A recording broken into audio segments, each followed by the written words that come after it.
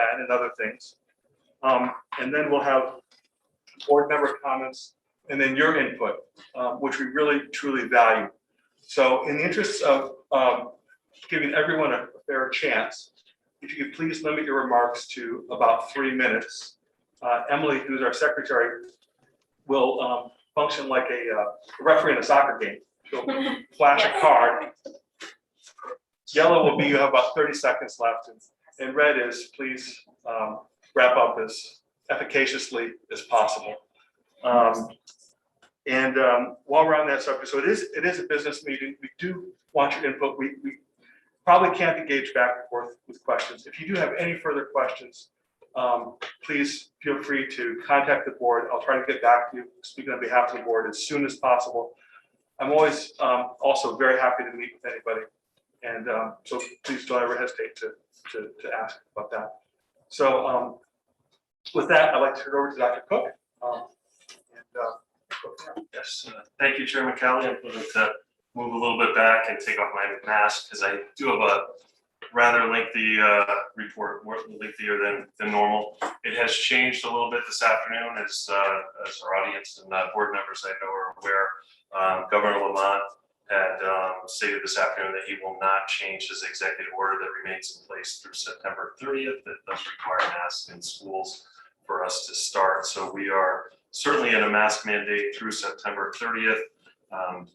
This entire summer, we were told to expect different guidance from the State Department of Ed and Department of Public Health. We did not receive that. In fact, today was the first we'd heard other than the executive order that was in place earlier that actually mentioned that we'd be receiving different guidance later on.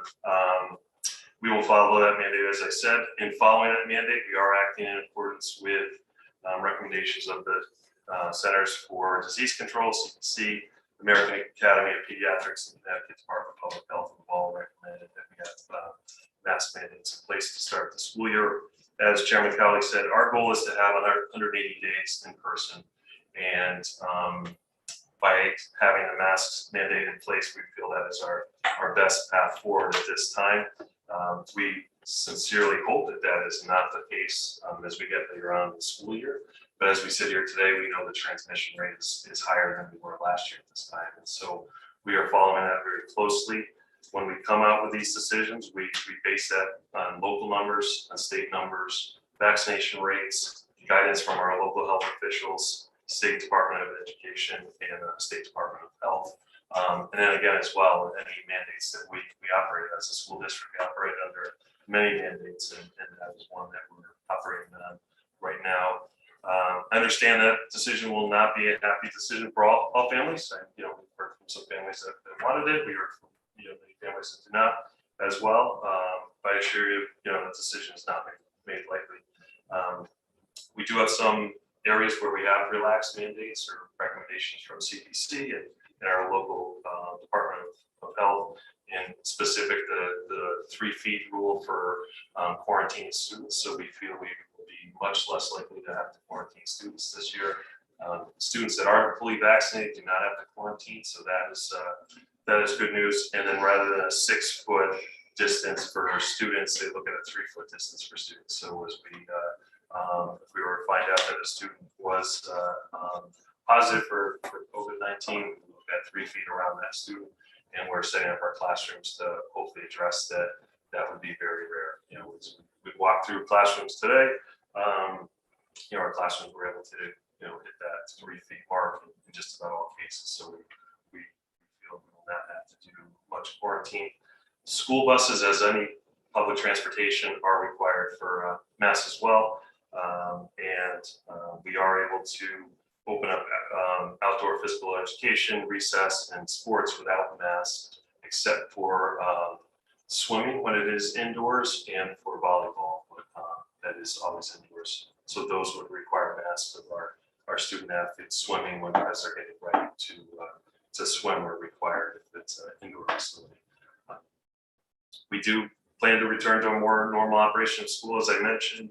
Cohorting will be much less than it has been previously. We are very much cohorted always on the K-3 basis. The students stay with their own classroom.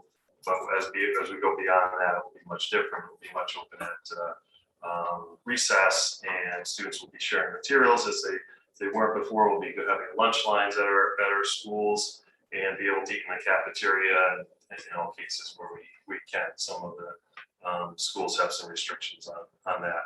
I mentioned sports. CIAC is starting our sports on time. Football has already started, and our other high school and middle school athletics and extracurriculars will get going as soon as they are allowed to. Vaccination rates in Madison, I just wanted to mention that we're one of the highest vaccinated towns in the state, which is great news. 12 to 17-year-olds are 60%, with another 5% that have started. So, I would estimate by the time school started, we're at least 2/3 of the way in terms of students being vaccinated to start the school year off. Other information for the board, we have our new teacher orientation starting on August 24th. It's always an exciting time for us as we welcome new teachers back. All teachers return on August 25th. Convocation will be held in smaller groups. For next year, we'll be traveling to the schools rather than one large event, and we'll be doing that. I'm glad Chairman Fowler is going to join us for that. And as was mentioned, we want to thank our teachers. This will be the third year in a row we're asking teachers to do something we've never asked them or they've never done before. We're returning to full on in. If we look back, 2020 brought fully distance learning. Teachers had never taught in that avenue before. Last school year brought dual platforms, same time fully remote students, hybrid, all in. Pretty much anything we could think of was thrown at our teachers. And then we bring more unknowns in this school year, but we are looking for accountability. The state has told us we'll be returning, and other measures. And so I think it will again be a very different school year. Our teachers and staff have risen to every challenge we've thrown at them, that the state, that the pandemic has thrown at them, and just incredibly grateful for everything that they've done. It's really been fantastic. Thank you to our Assistant Superintendent Gail Dowling-Hench for leading our reopening work, and our group met today, and thank you, Emily Rosenthal, for joining that, and our parents are really enjoying that as well, to work on our reopening plan.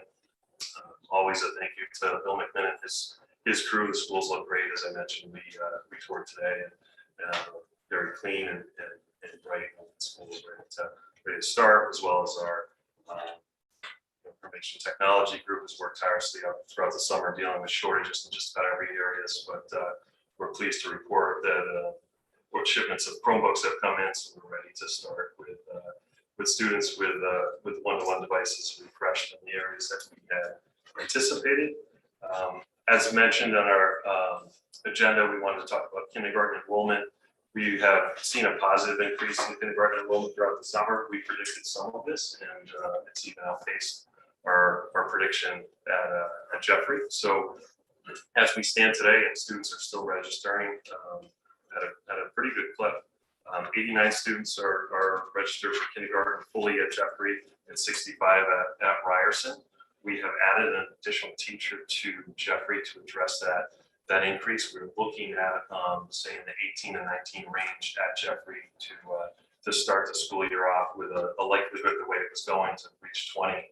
We really felt that was too much for our kindergarten students to start the school year off. Our kindergarten students have been impacted quite a bit. Think about their preschools have changed their some of them have not attended preschool, and so we really want to make sure we have the supports for them.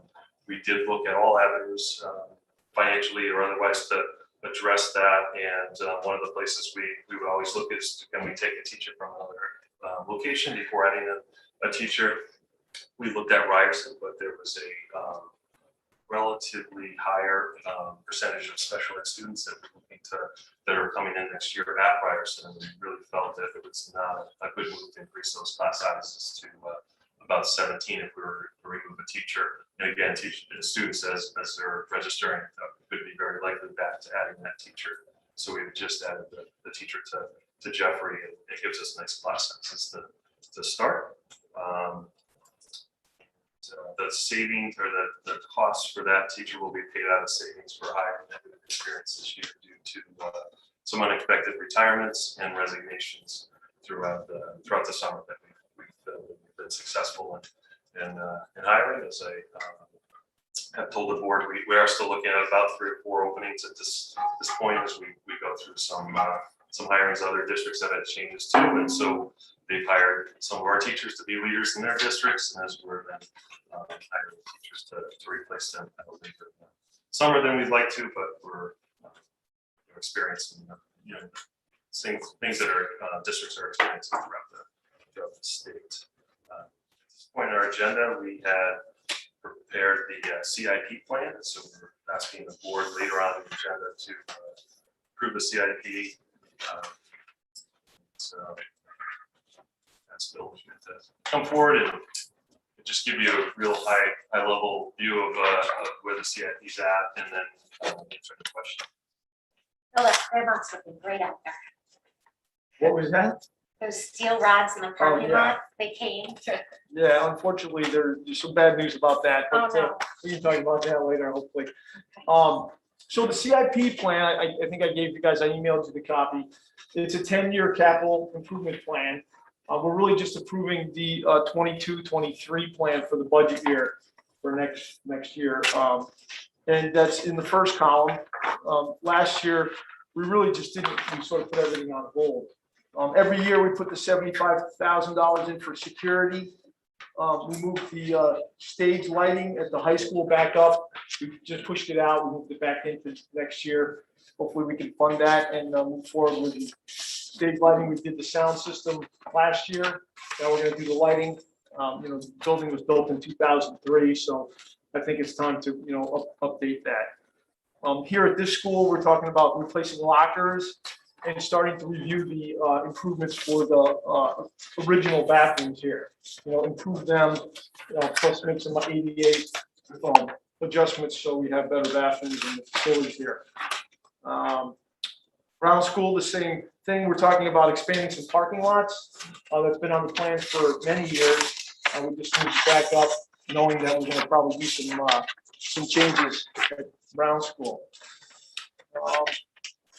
Then the real big changes to the plan is we moved the baseball field back up in line. Hopefully the plan is to, if we are successful in the referendum, we'll do some major mechanical renovations here. And one of the things we're looking at is putting geothermal in. We're going to look at that.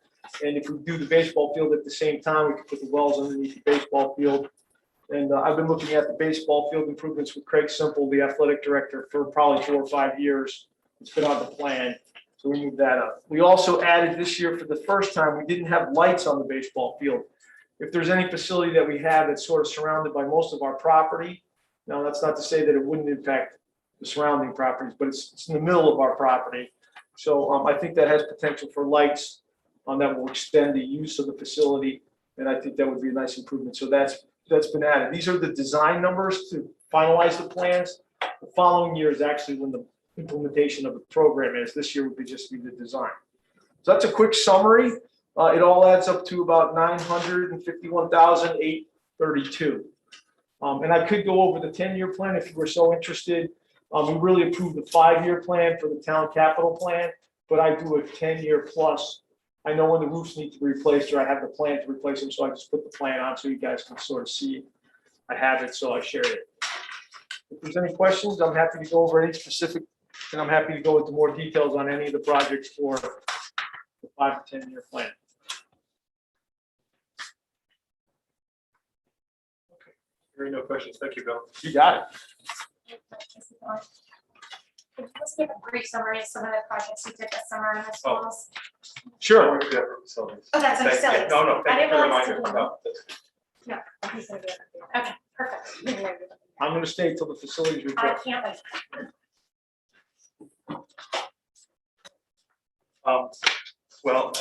Next on the agenda is our board member comments. So if any board members have any questions or comments concerning reports? Kathy or Greg? By the way, can you hear me okay through the mask? Good, okay, thank you. All right. I'll just, can I say a quick comment? Yeah, please.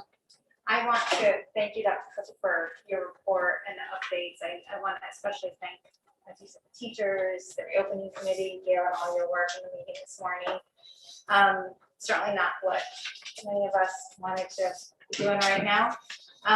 But I feel like we've made a lot of progress and I'm optimistic for the year. So I just want to thank the work that you've all put into this and will continue to make. And I'm excited separately about the kindergarten numbers. It's really great to have all this. Thank you. I'm going to echo a little bit of what Emily said, and then I had a couple of questions, but I couldn't agree more. I mean, having 2 kids still in the system, it's not ideal. I think none of us, but I'm thrilled that we'll have in-person learning. And as a glass half full person, I think, you know, that is a step in the right direction from where we were last year. So thank you for all your work on that.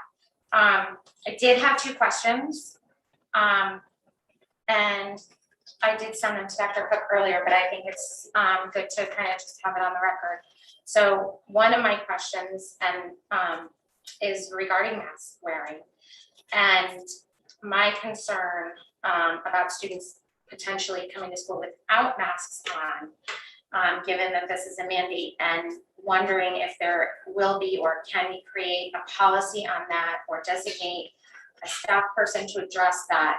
I know that teachers, as we've said, as you've so rightly said, have had to do a lot of different jobs, and this year will be no different in that they will be addressing the social emotional effects of the past 2 years, as well as getting kids reacclimated to the classroom, and also the academic losses that may have occurred given the pandemic. So my hope for those teachers is that we don't have, you know, lots of time spent in the classroom on this rule, similar to other policies like in the dress code. So that was my first question. My second question is about religious exemptions. And this was not clear to me, but with a religious exemption, my question is, if we have students with religious exemptions that have been approved, what can be done in the classroom to mitigate that situation for students wearing masks? So I don't know if you have answers, but I just thought since I emailed you them today, I should you know, have it on the record as questions that I had. The third thing, is the distance learning parameters and whether or not there is an option for distance learning, and if not, what might the parameters be if we do have to utilize that. And then finally, and this might answer a lot of the previous questions, is how and we've talked about this a lot as a board, but I think with so many people here, it's important to talk about how we've utilized the American Rescue Plan dollars and the ESSER grant to help support some of these reentry applications. So if you just that's a lot. Okay, so I'll start, and if I miss anything, please let me know. And the first one I would base on last year. So to my knowledge, and I started in December, we did not see any issue with mask wearing in schools. Students were incredibly compliant with mask wearing, I think, throughout the state. And as I talked to colleagues, it was very rarely an issue. And I'll tie that into the next part. Any exemption, there is a process to go through. The state promised us this morning they would more greatly define that, but you know, we did not, to my knowledge, have anyone under that exemption last year. We certainly had students that maybe took more mask breaks or there were some accommodations that way, and I would see that happening again this school year. But you know, we would take those on a case-by-case basis and deal with those directly. Our school medical advisor would deal with that.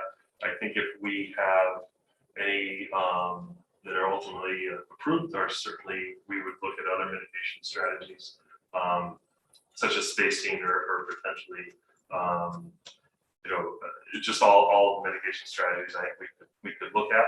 The state has said that there was no distance learning option for this year. There's no attendance program for that. However, they have given some exceptions for when we quarantine or when we, I believe, address an outside issue that's a quarantine. So I'll explain that a little bit more. So if there's a quarantine issue in the building where we're asking a student or letting a student know they have to isolate for 10 days, or if that happens outside of our school district, but it's confirmed by us. So if the student was playing for Park and Rec soccer, and there was a quarantine that came out of that, it would also institute quarantine as the school district.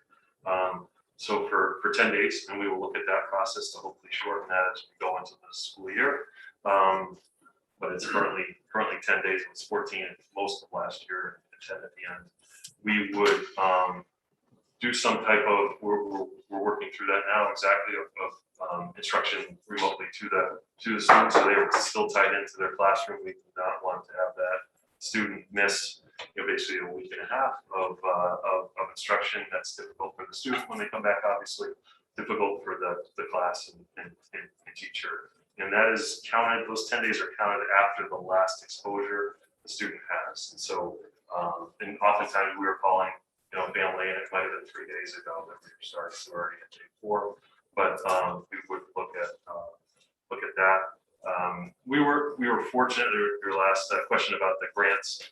I feel we were very fortunate at the end of the whole process to receive about $1.2 million, over $1.2 million that we are now spending over the next 3 years to work on our district, basically getting back to the normal, our students, and supporting them. And so we looked at both sides of really the student equation, the social emotional side and the academic side, and have put funding towards the social emotional side in the form of school social workers. So all of our schools will have a full-time social worker for next year. And that's just one piece of the social emotional program we have for our students. We have school counselors. Madison Youth and Family Services is an incredible partner with us. We have other supports throughout the district. And then on the academic side, we've lowered class sizes. We have added interventionists at the K through 3 level, which we feel is going to be our greatest academic need. Those students are the most impacted as you think about their time in school, through this. And so we also did some technology spending as well as some spending on subs to help offset the budget. So I think for the most part we were able to utilize the vast majority of our grants directly to impact students. We're excited to see the impact. Are there any other comments? Well, if not, Kathy or Greg, do you have any comments on? Well, at this time, I'd like to make a comment, and I'll take the mask off so I won't mumble as much as usual. I think all teachers always have the best interest of their students at heart, but I can say with a clear conscience and with absolute certainty that there's no administrator or teacher who has students' best interests at heart more than Dr. Cook or Dr. Don and Hench. We do sometimes disagree with things. Personally, I shared doubts about the efficacy of masks. I do worry a great deal about the possible adverse effects and loss of learning at younger ages. I disagree with my wife on this. We just spent 12 years at Yale Medical School. She's smarter than I am, but there's room for disagreement. At the moment, I think it's important to note that we are under a state executive order. And I think it's important also to realize that this board has the dual job of reflecting community concerns, which is why I'm so glad that you're involved, and also overseeing policy. So it is a tough spot. And with that, I would like to open the floor to anybody who has questions or comments or wants to make points. We'll try to do it. I'll just try to pick a person and then for 3 minutes, and then we'll move on. And so, please, and if you say your name and address and go right ahead. Yes, please. If we could ask you to move to the podium, usually it would be coming forward, but if you can go back to the podium, I assure you the microphone will pick up. Thank you. Okay. Others like, no, I couldn't. So I'll just talk louder from back here. Hi, my name is Catherine Lynch. My youngest is at Hand. I grew up here. I went to these schools, and I've already gotten two through Hand. Well, one is actually leaving Hand because the situation here at Danahan High School for my kids has become so challenging that after growing up here and my father being an educator and starting the football program in 1970 here, and our whole life was Madison school system and Madison athletics. And sadly, I don't feel comfortable about my children being in your care at these schools. So we worked really hard to get my middle son to a new school this year. And now my younger one is still here. And he's really having a difficult time learning with the masks on. And as a teenager, he's not really sure who to talk to about that. You know, you talk about the social emotional support and you're going to add another social worker. But what is your success rate so far in comparison to the teen suicide rates and the mental health crisis that's going on and the substance abuse crisis that's going on in our youth right now in regards to how many kids do you actually get to come in and talk to the social worker at school? Because my kids personally have been through some personal life struggles, and I've had them go to counselors before. They're not really big on it. So that leaves us parents to have to pick up the pieces of our children. And we understand that you're doing your job, but the amount of money that's getting spent and the amount of time and energy that's getting invested, it doesn't really reassure me as a parent, and now I'm a single mom in this community, that this school is the best place for my son. Unfortunately, we're stuck right now. And I just wanted to express how heartbroken I am. And I also have a son with a religious exemption. And that was something I felt very convicted to access and attain as our right to do so. And I really resent, Katie, that you actually want to find some way to make a new policy to mitigate my son, who's perfectly healthy, just trying to get a public education, what's guaranteed to him, and that you would take the time to make comments about that just makes me very concerned and scared that we're now going to be looking at discrimination. And Dr. Cook, I noticed that you stumbled on your response about your mitigation strategies, because I know you were going to say something about maybe more isolation or some sort of separation that was going to happen. And it just makes my heart sink. Like, I'm surprised I'm not emotional right now, but I'm trying to keep collected and stay within my time. But I'm going to have to just get more involved, because I only have 2 more years left here as a parent, and I'm really looking forward to being done. And I really want to thank all of you younger parents for coming and sticking to this fight for your kids. And I'm concerned for your kids. That's it. Thank you.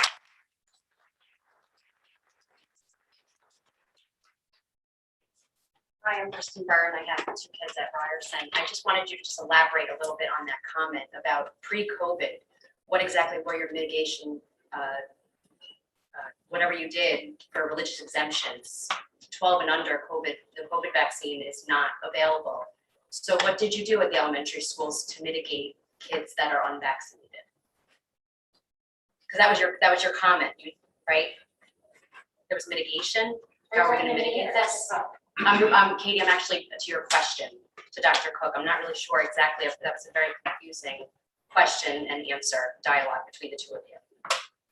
Yeah, please, yeah. So we need to reiterate the public comment portion, maybe? Well, yes, true. It's like, so, technically not supposed to engage in that court. However, I think it's perfectly appropriate. No, I think it's perfectly appropriate for Dr. Cook to clarify his statements as applies to your question. So please. So my question is, what did you do pre-COVID to mitigate for kids with RDs? I didn't realize there was a mitigation process for those children. but clearly there is. So I apologize if I misspoke around that. In terms of the religious exemptions that were allowed previously and their students are grandfathered that are in school now. There was no mitigation strategies. That was documented at the nurse's office. And then we had such a high vaccination rates within those areas that it was never an issue. If we had an outbreak of mumps or something along those lines, which you see sometimes at the college level, it's been several years since I've seen anything like that at the K-12 level. We would address it at that point, but haven't had to address that because of the high vaccination rates. Okay, then I may have misunderstood. The question was posed that there was already a mitigation procedure in place, and that's how it came across. Thank you.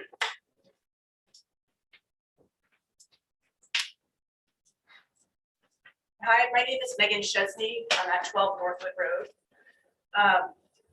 I'm here to speak about what no one has talked about at all around these masks. My 8-year-old has dyslexia. Dyslexia is much more than mixing up your B's and D's, P's and Q's. Dyslexics have issues with phonological awareness and phonemic awareness, which is the ability to segment words, rhyme, sound out words. So while my daughter sits mask to mask, 6 feet, now maybe 3 feet away from her special ed teacher, it's that much harder for her to have to get something correct when she's in these situations. Also to note, about half of dyslexics have ADHD. My daughter also has this. So if you can imagine a day with a kid who's dyslexic, who's already behind in reading, can't sit there fumbling with a mask, down, up, put it over your nose. You can imagine how much harder it is for her to get what she needs out of everything in the day-to-day schools. It's inhumane, it's unfair, and it puts her at even more of a disadvantage on her day-to-day learning.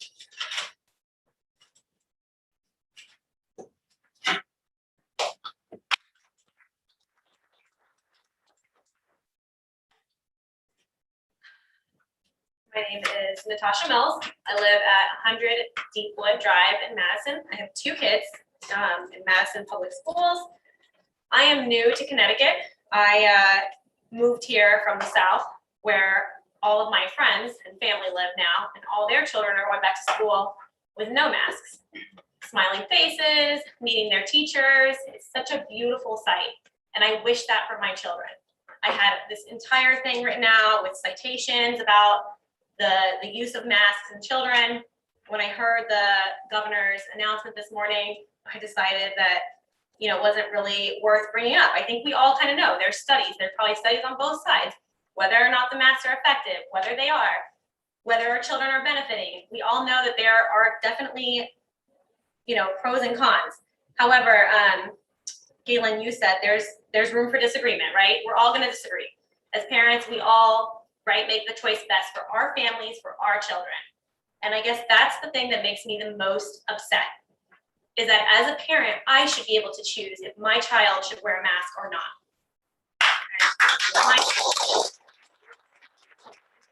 Governor Lamont doesn't know my children. I do. And just like I don't know maybe somebody else's child who would like to come to school with a mask on. And my child would receive that child with open arms and understanding, just like if I see somebody with a mask on, I don't know what their circumstances, but I would receive them with kindness that everybody preaches about, right? And open arms and understanding. So, right, there's room for disagreement, and that's totally fine. However, there should be more room for choice. And with that, I know we're not allowed to ask questions, but I pose a rhetorical question. I want to know what our Board of Education, oh, go ahead, sorry, Galen. No, you can always ask the questions and I'll follow up. Oh, okay, I'm curious, I guess, and in a rhetorical sense, I want to know what our board is going to do to stand up for our children and our choice as parents. So what are our board members going to do? Are they going to speak out to the governor? Are they going to write letters? Are they going to petition? Are you all going to work for us, for our children, and for us to have a choice for our kids? Because we talk about this social emotional well-being and these social workers. Take the mask off the kids. Maybe that'll help. We don't even have to spend $1 million or however much money it is. This is getting to be a little bit ridiculous. Our kids want to see each other's faces. They want to see their teachers. They want to smile. They want to play on the playground. And they should, right? So I guess I'm going to leave it at that. I had all this information, and I guess to me, I'm just like.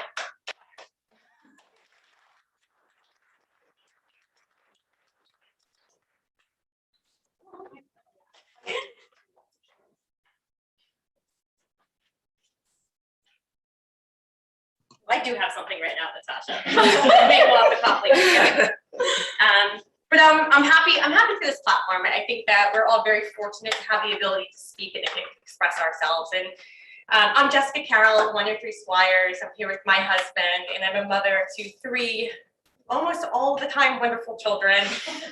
A new member to the Madison community, recently moved here about 3 years ago, and I moved here like so many other people because it's a wonderful place to raise our family. I have a son entering hand and then a daughter entering kindergarten at Ryerson and a first grader, and it's this really, really magical place. But I'm here today, like so many others, that I'm asking for you to help advocate for us to unmask our kids. I'm not here as a medical professional. I don't have that background, but I know when we can cite the longitudinal studies, talking about the transmission rate of COVID of children under the age of 21, the fact that more children have died from the flu between 2018 and 2019 than they have from COVID. There is not really scientific evidence to support that wearing a mask is beneficial to our children. I mean, if you look at what the World Health Organization states, it's really a mask is social conformity. Social conformity.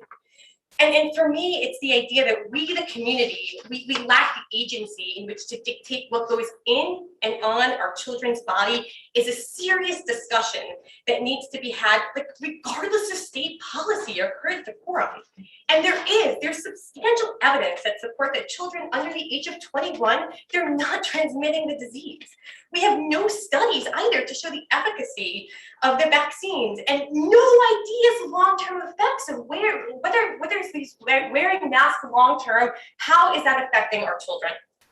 And what about separating them between plexiglass sheets?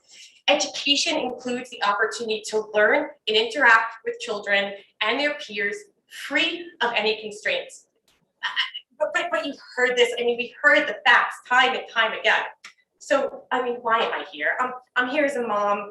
I'm here because I'm concerned about my children's ability to learn and interact with their peers. I'm here because I'm advocating for my children. I am their voice. We are their voice right now. And I'm also here to advocate for my 14-year-old who has ADHD, who we choose not to medicate, and who has serious issues wearing the mask. And he'll tell you that it smells. He'll tell you that it makes him hot. But the reality is, how is that not a distraction for Joseph's learning when he has something over his face all day? What about my 7-year-old? And to quote him, he had said to me as he's talking to his sister about entering kindergarten, well, Fiona, sometimes people are sad, but you don't know that they're sad because you can't see their face. And sometimes my teacher didn't know I was sad because she couldn't see my face. And I'm here advocating for my daughter entering kindergarten, who should be taught reading and enunciation free of constraints, who's also quick to also point out to me that people should have a choice and we should be accepting of people's choices. That's what we should be teaching in our school, acceptance and not fear. We don't know the psychological damage, but this is instilling fear and teaching our kids that the air is toxic. We don't know the health effects of wearing a dirty mask all day, and our kids are safe maskless. Our teachers had a choice to get vaccinated when we closed the school for half a day. So why am I here as a mom asking you to help us unmask our kids?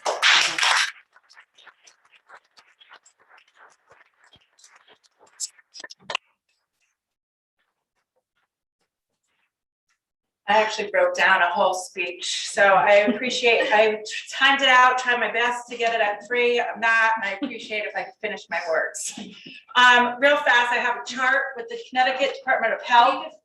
Say your name and address. Sorry. Mary Guest, 7 Lakeshire Drive. Thank you. This is a chart with the amount of deaths of the children in Connecticut from the Connecticut Department of Health. There is no reason our children still need to be masked. They are not dying from this disease. That's right. I'd like to start with a quick story. This past spring, I enrolled my daughters in dance classes at a local studio. My 4-year-old was in class with just one other girl and the instructor. For 8 weeks, these 2 girls wore their masks and had no communication with one another. They just came in, did their class, and left with not one wave, hug, smile, nothing. When Lamont lifted the mask mandate, the owner of the studio lifted it for everyone, kids included. The first day they met each other with no masks on, they became instant best friends. They ran around holding hands, laughing and smiling at one another the whole entire class. It was such a sad sight to see, because at that moment I realized exactly what these masks are taking away from our children. Social interaction, a normal connection with other children, and stripping away all their natural connections children get from one another with just a smile.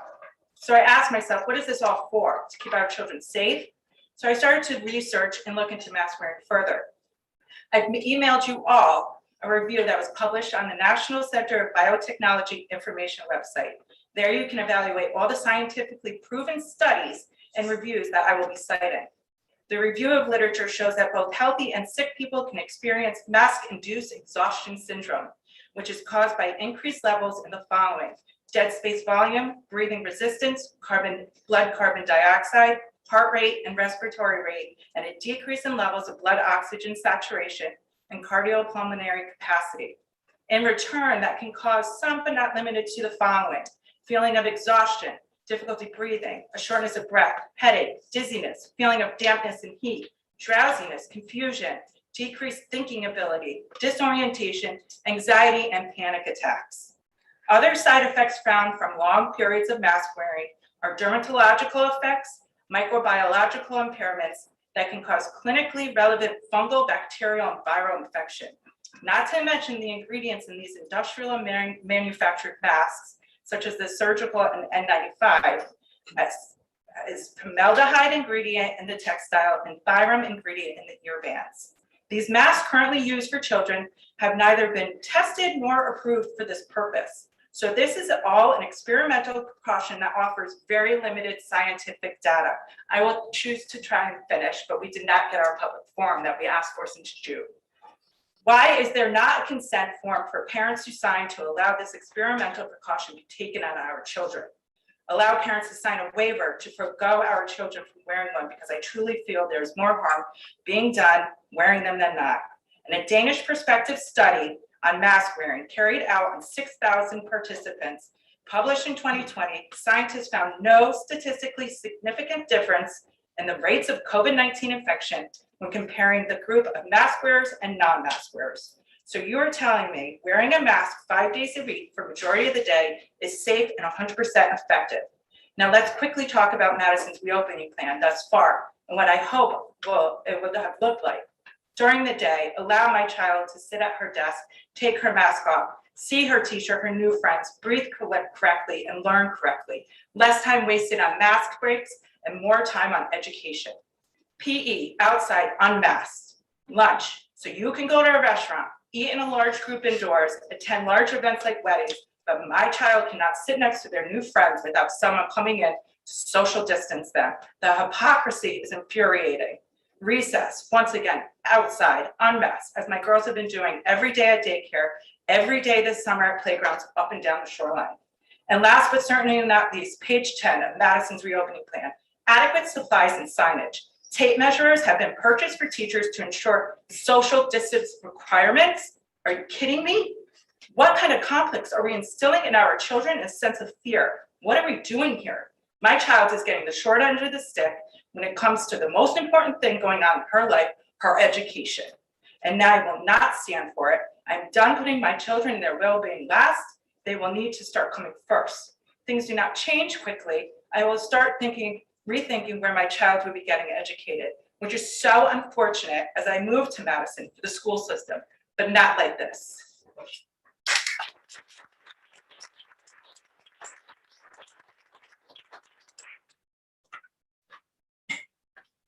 Richard Mills, 100 Depot Drive. First off, I'd just like to say that I'm hugely disappointed. I've been a resident here 2 years. That I gotta take time out of my Tuesday night to come here and fight for my kids' rights. It's ludicrous. I feel like you guys got the easy end of the stick today by Lamont's order that came out. I truly believe that, because now you can blame it on Governor Lamont, okay? It's very upsetting. And for you, ma'am, to have a policy to go against religious exemption, or a policy to, what are we gonna do with the kids that come to school that don't conform? We love that word, conform. It's very disheartening. I understand. I'm very happy that my kid's not gonna be wearing a mask outside, but I would love an answer to my question. Are my kids gonna be in a plexiglass box again?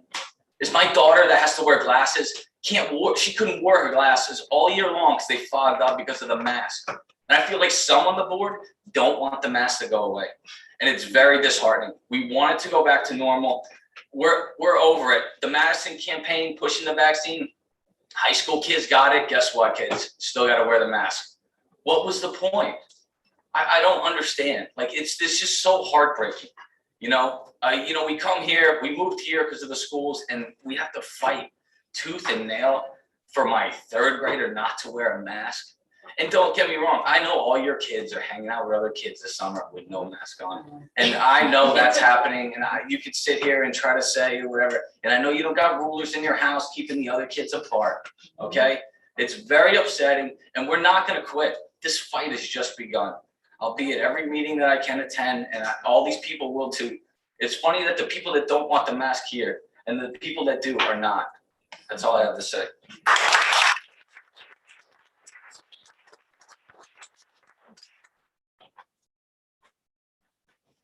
Chris Fike, 12 Renee's Way.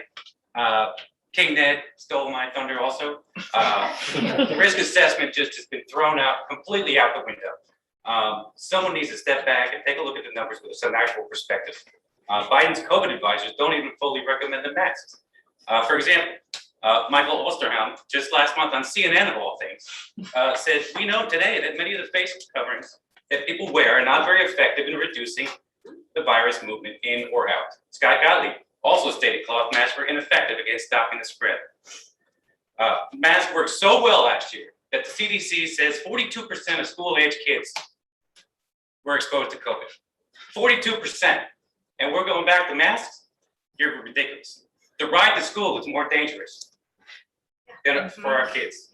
Yet we're sending our kids to school in masks with a bus with no seatbelts.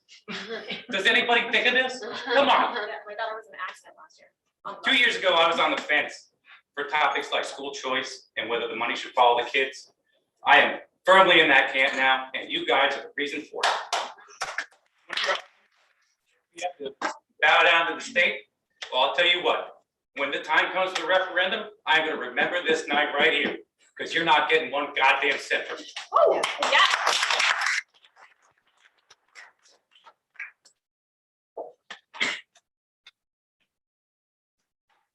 Steve Rose, 24 Johnson Lane. I've spoken at previous Board of Ed meetings online. I'm glad to be in person with a like-minded crew here. This is outrageous, the way that we're sitting here discussing what's going on for our kids. We all know what's best for our kids. All of our kids have been at the playgrounds, sleepovers, movies, whatever we want all summer long. And school should be no different. Our kids should not be behind a piece of paper over their face. It doesn't really do anything. We know that. It's quite evident. I came into the library actually, picked up a little light reading.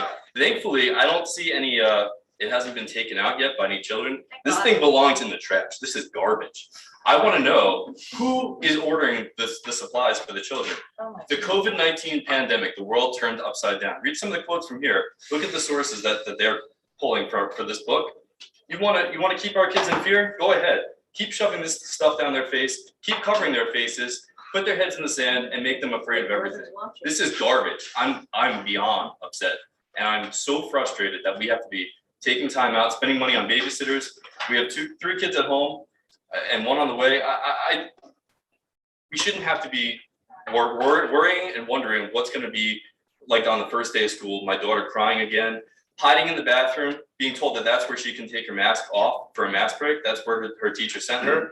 They couldn't go outside because of an online friend sitting there at home without her mask on, and all the kids in the class couldn't go out for a mask break. That was utterly frustrating. The online friend came to the field trip at the end of the year though, and that was the straw that broke my back. I don't understand what we are to do. I know that your hands are tied by Governor Lamont and his cronies. This is completely outrageous. Our school monies need to be spent here, and the money should follow the children. And I agree. When the next time comes around, there's going to be a lot more pushback against you guys. That you need to stand up for our children. You might as well not be here. Other than the budgeting for the town, I'd much rather the $1 million being spent on the outdoor lighting and new lockers, maybe we need to spend more money, preparing for our kids' psychological well-being down the road, because there are going to be way more problems with that than there are with deaths from children suffering from COVID. How many in the States have died from COVID? Do we have a number on that? Right now, 1 from 0 to 9. Underlying. One.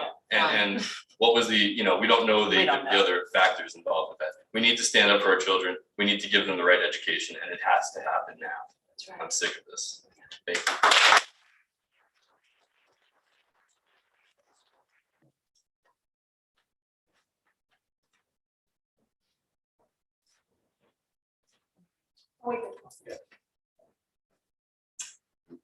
Hi, my name is Ashley Mattiota. I live at 71 Beekman Place in Madison. I have 2 elementary age kiddos.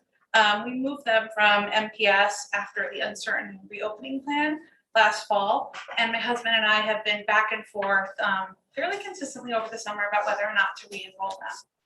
I am a product of Madison Public Schools. I grew up here, went to the schools that laid the groundwork for my undergrad, graduate, and law degree. So I appreciate the school system very much here. I'll start by saying I certainly don't envy your positions. I know that these roles probably came with much more than you had anticipated when you took them on.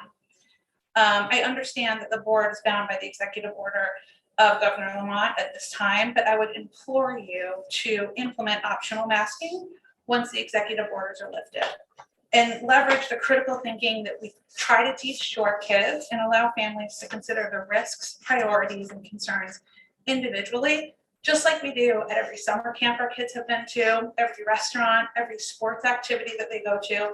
We have kids who, some have masks, some don't, and I would just ask you to allow them and our families the choice to consider those things.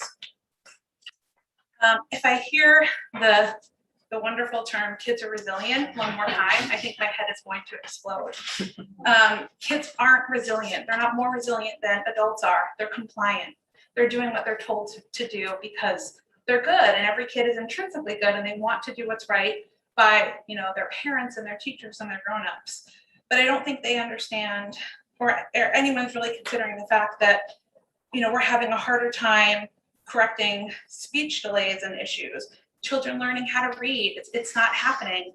I have a child going into kindergarten, and her preschool teacher didn't realize for the first half of the year that she had a severe speech impediment, and she's in speech 3 times a week. So, teachers aren't observing the things that they once did because of the masks, and it really should be up to families individually to decide what's best for their children. Thank you.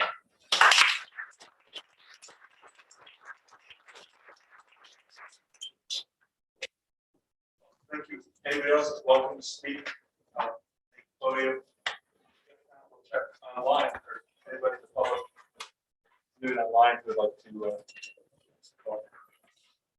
Wendy, do we have anybody queued up? We do have one person that has a question, a typed question, Paulette.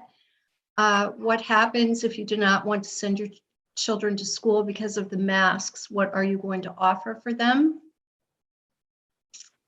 I will make note of that question. And then we do have one person with their hand raised, Christina Morris. Christina, if you unmute yourself, you can go ahead. Hi, hopefully everyone can hear me. Yes. We can hear you. Okay, great. Sorry I couldn't be there. I am so thankful to all the Board of Education members who have chimed in. I'm also thankful to all the parents who have chimed in. I have a little bit of a different perspective. I have a high schooler and I have a middle schooler. My daughter is also dyslexic, and I have a very different view than a lot of the parents who have chimed in tonight. Not that it's any more or less important, it's just very different. Neither of my children are upset about the mask wearing. My daughter's dyslexia isn't an issue because of a mask. I could go on for days about the Madison School District and her dyslexia, and have a lot of issues with that. So I'm not letting you all off the hook. and it has absolutely nothing to do with a mask.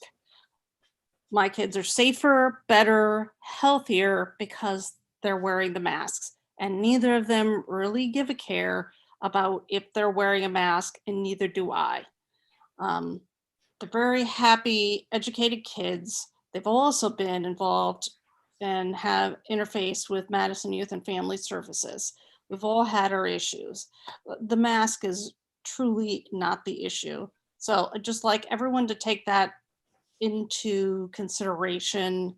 I know you all are getting lots of information from a lot of different areas. And I just happened to chime into this particular meeting and just wanted to say that, you know, it's great that lots of families are getting involved, but there's a lot of other parents are very, very happy to have their children wearing masks, and it is not affecting their kids' education whatsoever. Thank you very much. Yes, please, go ahead. My name is Kayla, 24 Johnson Lane. I have a 6-year-old, a 5-year-old, and a 3-year-old. So all 3 of them will be in public school this year.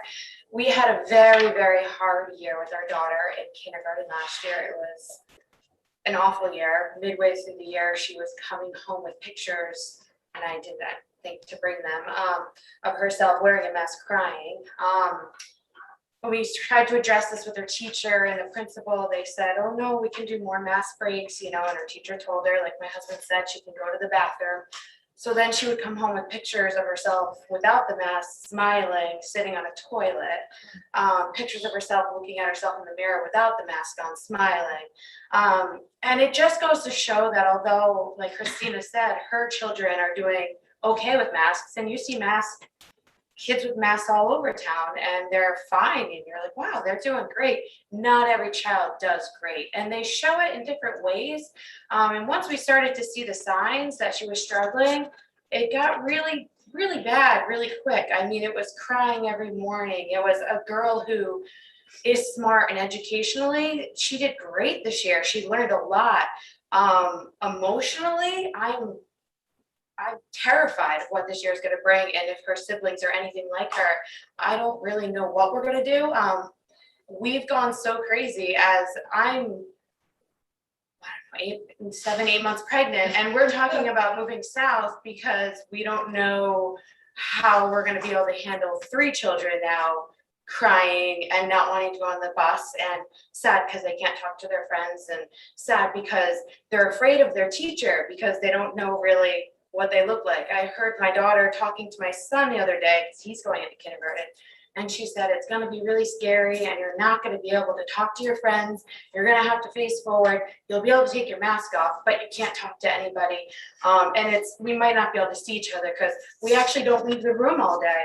And it's going to be pretty boring, but it's okay. I'll only be a few doors down.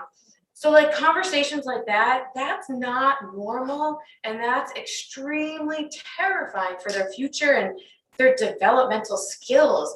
All summer they've been playing together. They haven't worn a mask all summer, and we've been everywhere. And people look at me, I'm pregnant, I should be afraid. We're not afraid.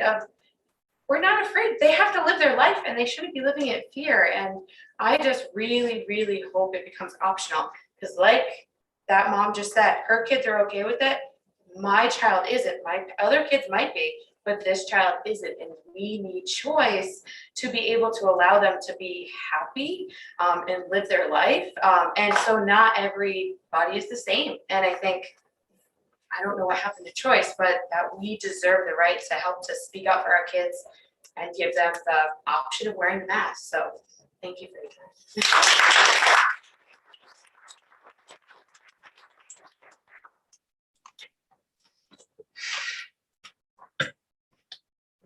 One last check online, Wendy, anybody? Yes, we do have another person. Jen Gordon. Hi, everyone. Actually, it's Matthew Gordon, 34 Lenore Drive. I have 2 points. The first one, first of all, Dr. Cook, Galen, and the Board of Education, I really support what you guys are doing. You guys are in a really tough spot, And I think that the work that you're doing is fantastic. So thank you for doing this. The second point is I am a healthcare worker. I've been working in the operating room for 14 years.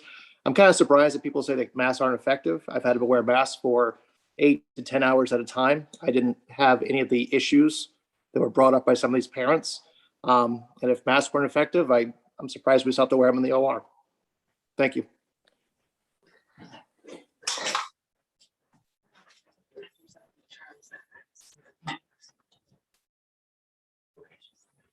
Going once, going twice, please, yeah. I'm Nancy O'Brien, and I live on Comstone Drive. And I agree, we wear masks all the time at the hospital. I still have been dealing with this a year and a half. I haven't done one child in the ER, not one kid in the ER that's positive with COVID. It does not affect children. I don't care what anybody says, it just doesn't. I deal with, I do x-rays. I have to take an x-ray of every COVID patient. I don't get one child. And my whole department hasn't done one child. I've had this argument with so many people. No one believes me, no one listens. It's ridiculous. All I want is our kids to have a choice. This doesn't make any sense that we, like I said, we've been all summer, no masks, everywhere we go, no matter what you do. And to say, if you want to wear a mask, just wear it. Who cares? You want to get vaccinated? Get vaccinated. All I know is we have children now that are vaccinated that now still have to wear a mask. There's no end in sight. And I just want a choice for our children. That's all.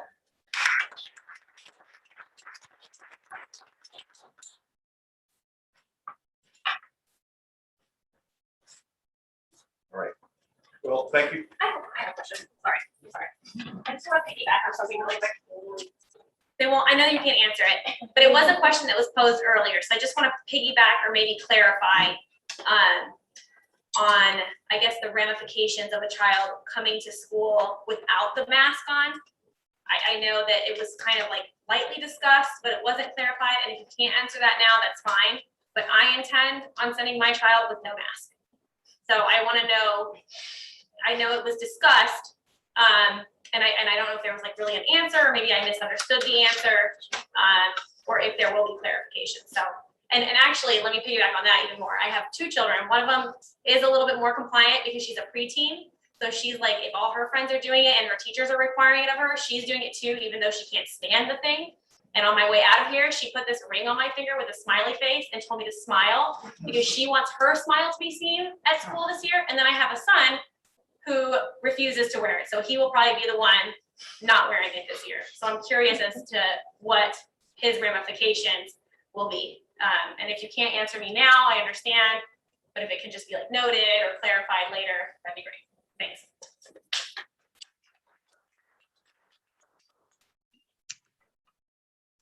Galen, we do have another person that would like to speak.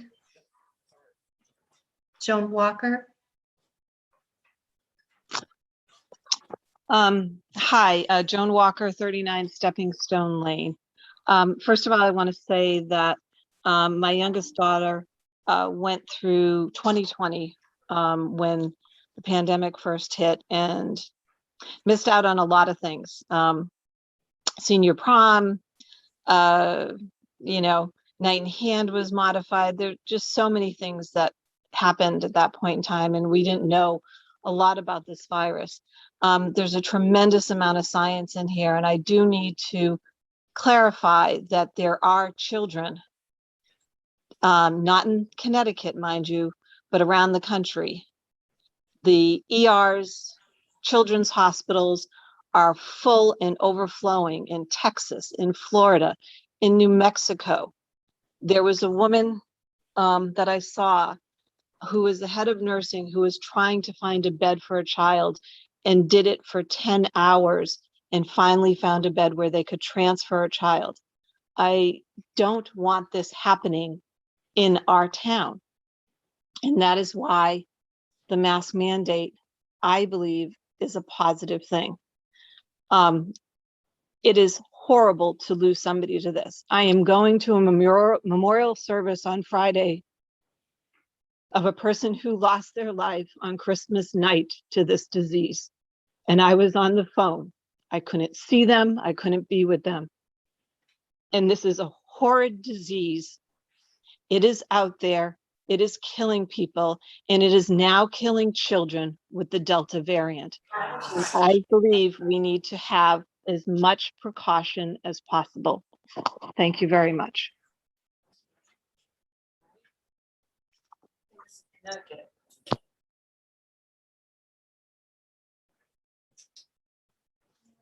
All right. Well, thank you all for your comments. We're going to, you're free to stay, you're welcome to leave. Galen, excuse me, do we have, no, I guess someone had raised their hand. Oh, here it is. One more. You can speak, Hi, Mr. can you hear me? Moreno. Yes, we can hear you. Hi, my name is Dr. Jorge Moreno. I'm a physician. I'm an internist at Yale. I have been working on the COVID unit since March of 2020, on and off. I happen to be on the rotation where the surge of COVID cases comes on whenever I'm on service. So I've seen COVID. I've seen COVID for the past year. It is ugly. It is scary. It is unpredictable. It is very hard for me to hear so much negativity towards mask wearing. When we were early in the pandemic, we couldn't even have masks for healthcare providers. And, I have a 5-year-old. I have a 5-year-old going into kindergarten, and I am scared of the Delta variant. I've seen 30-year-olds who can't breathe because of COVID, and it could just be one child at Madison District, just one child that has the inability to breathe, and I think that's one child too many. So I understand that mask wearing can have some consequences in certain ability to hear people or talk clearly or whatnot. But that the main purpose of the mask is so that we're not in a situation like Florida where they basically had to shut down a whole school district because 5,000 people were exposed to COVID within the first 2 weeks of school. What if we go back to no masks? We're going to walk in there and we're going to have our kids exposed to this very dangerous virus, and then we're going to be back home for another 10 days, on and off, in and out, because we can't agree to wear the masks. And it's very disheartening after all the people I have taken care of this year to be in this situation. And You have 30 seconds left, Jorge, just so you know. so I just wanted to put my 2 cents out that I 100% agree with extending the mask mandate until our kids are vaccinated, because there is no way I can tell you how they will do if they are not vaccinated.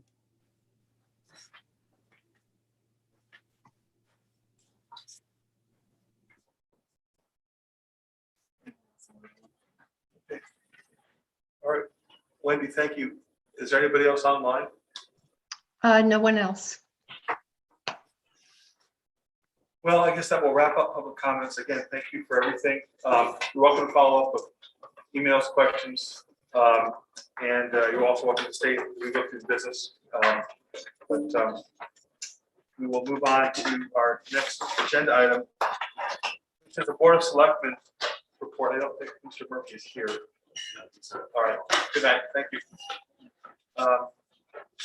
And there is no consent agenda tonight, so we'll move on. Which leads us to board committee reports. And the first is curriculum and student development. Greg, since you're well, Greg and Kathy both, but Greg, why don't you? Yep, the committee has not met. There's no report, Galen. All right, thank you, Greg. Does anybody have any questions notwithstanding?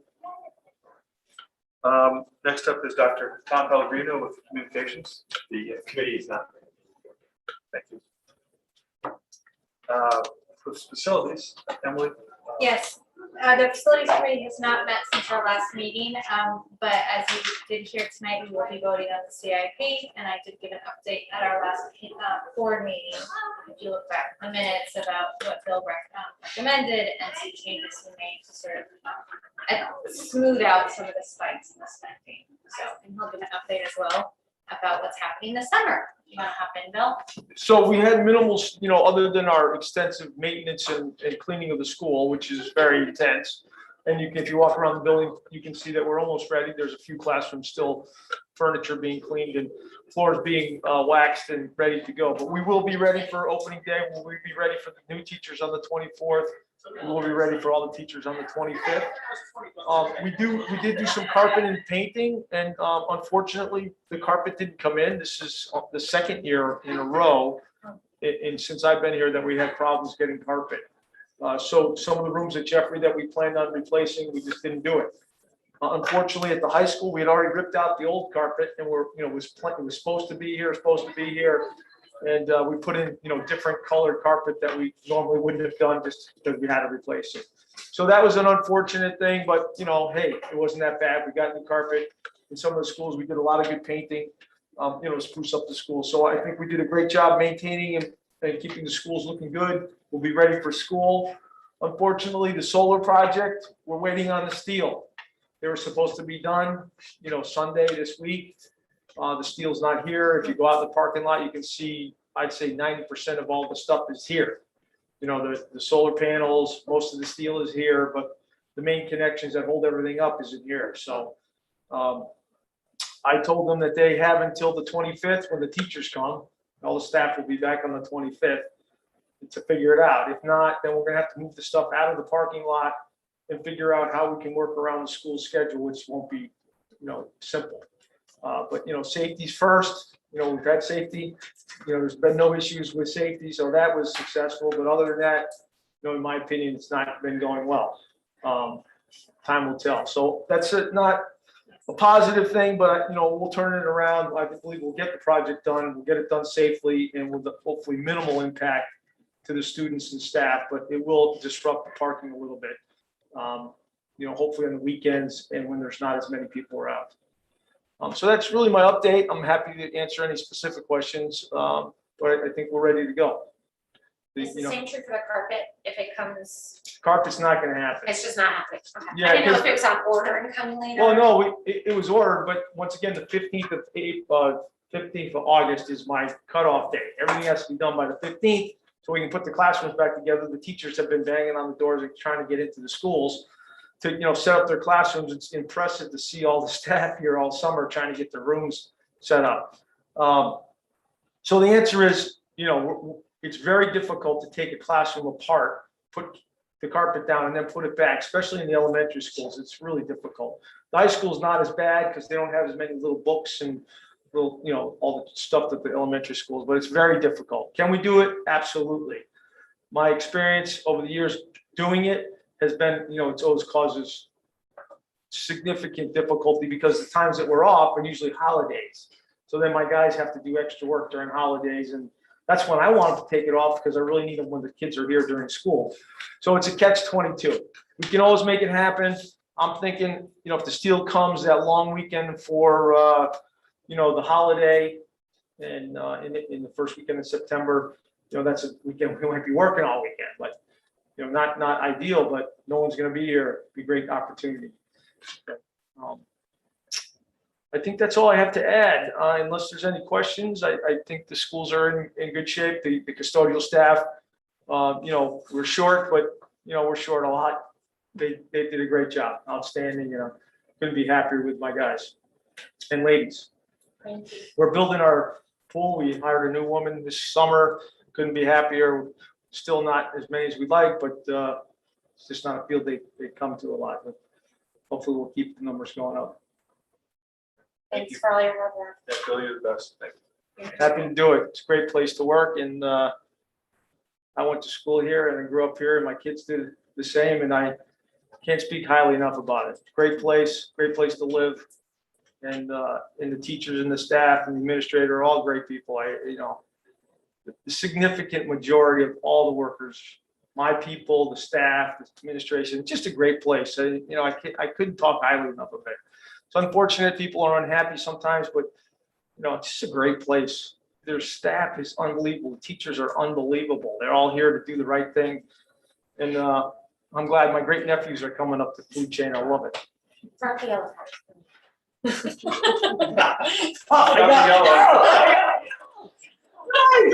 Sorry. I couldn't help it. Thanks, Kelly. Thank you. Oh, I've got to watch out. Yeah, I'm watching you. That's right. That's power.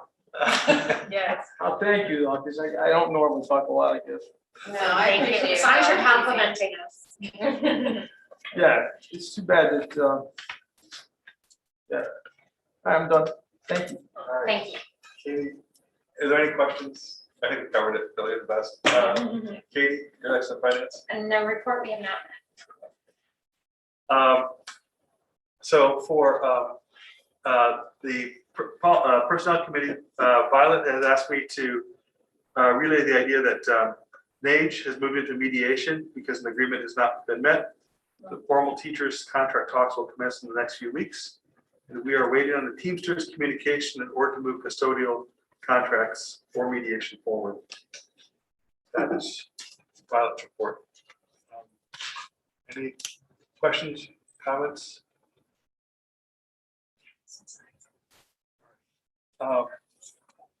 Okay, thank you. We have policy, and I'm happy is on vacation. Violet is on vacation, and Emily, let's put you on the spot.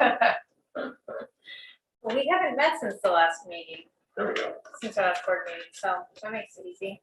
But we have the first reading, we do have a first reading in front of us, which should be in your packet, budget procedures and line item transfers.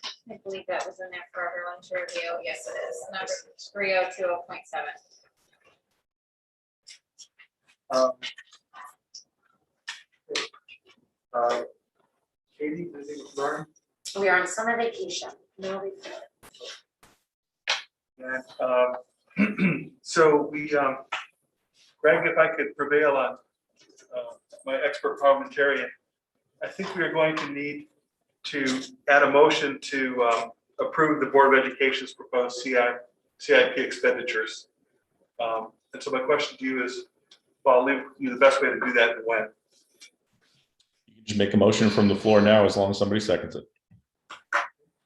Do we have a motion to add an agenda item to approve the Board of Education's proposed CIP expenditures? So moved. Second? Second. And then we, That was just a motion out. exactly, right. And so shall we move right to that vote? Okay, we're gonna vote. Okay, so now the, that was to add it. Now the action item is motion to approve the Board of Education's proposed $951,832. Oh, You need to vote on that oh, again. sorry, thank you. All right, all in favor? Aye. Aye. Opposed?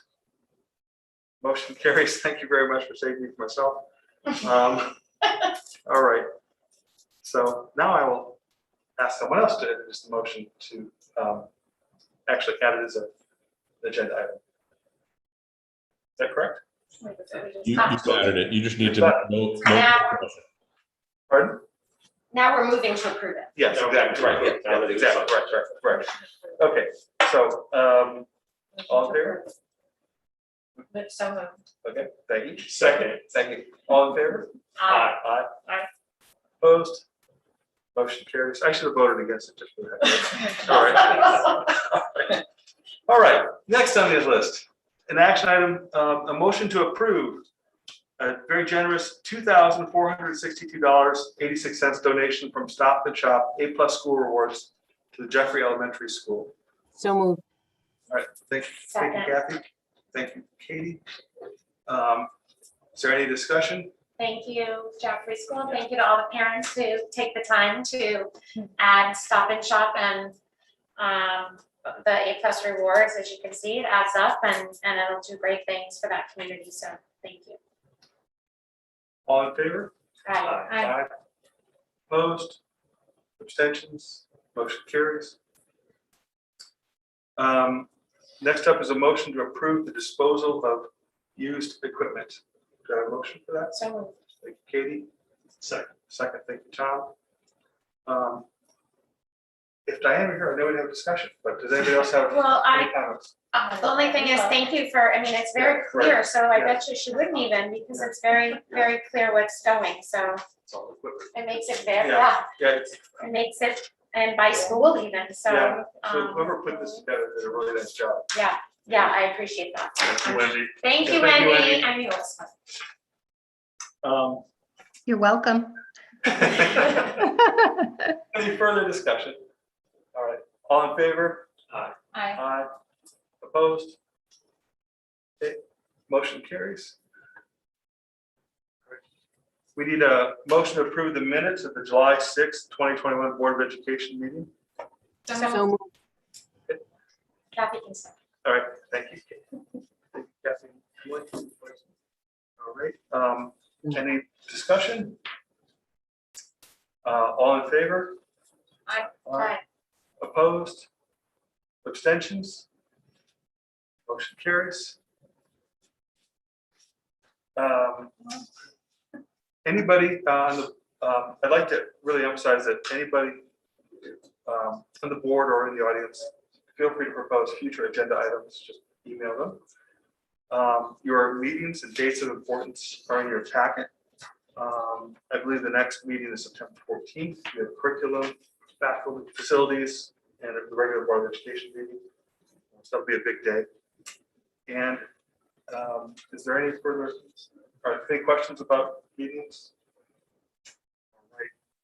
And We canceled the second August one, is that right? Yes, it was, next meeting. Oh.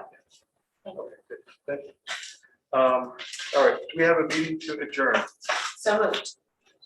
Katie? I'll second. Tom? All right.